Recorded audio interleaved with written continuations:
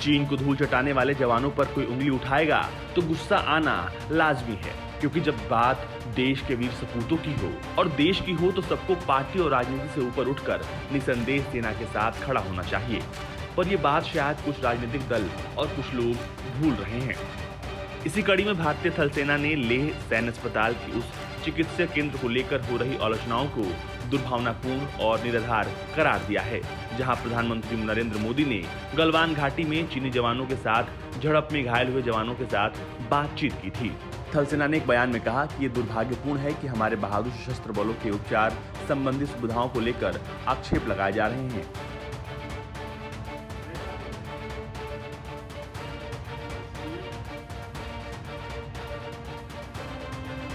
Arm forces अपने बलों को सर्वश्रेष्ठ उपचार देता है। प्रधानमंत्री मोदी ने अचानक लेह का दौरा कर चीन के साथ सीमा विवाद से निपटने में भारत की दृढ़ता का संकेत दिया था। मोदी ने उन जवानों से बातचीत की थी जिनका अस्पताल में इलाज चल रहा है। उन्होंने जवानों से कहा कि उनकी बहादुरी आने वाले समय में प्रेरणा का स्रोत बनेगी।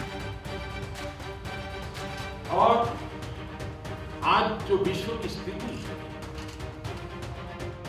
घायल जवानों के साथ मोदी की बातचीत वाली फोटो जारी किए जाने के बाद ट्विटर पर चिकित्सा केंद्र को लेकर कई लोगों ने टिप्पणियां की थी।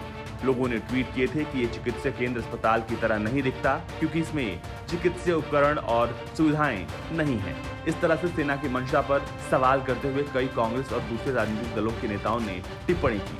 राजनीति की कुंठा दिमाग में सवार किए लोगों ने अपनी सेना पर यकीन नहीं किया, और जो विपक्ष के नेता हैं वो ये कहते नहीं थकते कि हमें सेना पर पूरा भरोसा है, वहीं सेना को लेकर राजनीति करने से वो बाज नहीं आते। सेना ने इन बातों का खंडन करते हुए कहा कि कुछ लोगों ने अस्पताल के उस चिकित्सा केंद्र की स्थिति को लेकर दुर्भावनापूर्ण और निराधार आरोप लगाए हैं, जहां 3 जुलाई को प्रधानमंत्री नरेंद्र मोदी गए थे। ये स्पष्ट किया जाता है कि 100 बिस्तरों वाला केंद्र संकट के समय क्षमता के विस्तार का हिस्सा है और ये जनरल अस्पताल परिसर का हिस्सा है। सेना ने कहा कि कोविड-19 प्रोटोकॉल के तहत अस्पताल के कुछ वार्डों को पृथकवास केंद्रों में तब्दील किया गया है।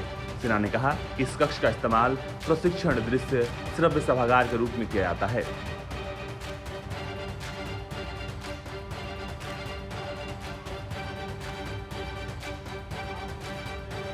जब से अस्पताल को कोविड-19 के मरीजों के उपचार के लिए चिन्हित किया गया है, तब से इसे वार्ड में बदल दिया गया है। सेना ने कहा कि घायल जवानों को गलवान से लाने के बाद वहां रखा गया है ताकि उन्हें इस क्षेत्र से अलग रखा जा सके, जहां कोविड-19 के मरीजों का उपचार हो रहा है। सेना प्रमुख जनरल MM नरवणे और सेना के कमांडर भी इस स्थान पर घायल बहादुरों से मिलने गए थे। पूर्वी लद्दाख की गलवान घाटी में चीनी सैनिकों के साथ हिंसक झड़प में सेना के 20 जवान शहीद हो गए थे। चीनी पक्ष के जवान भी हताहत हुए थे, लेकिन चीन ने उनकी जानकारी अभी तक छिपा रखी है।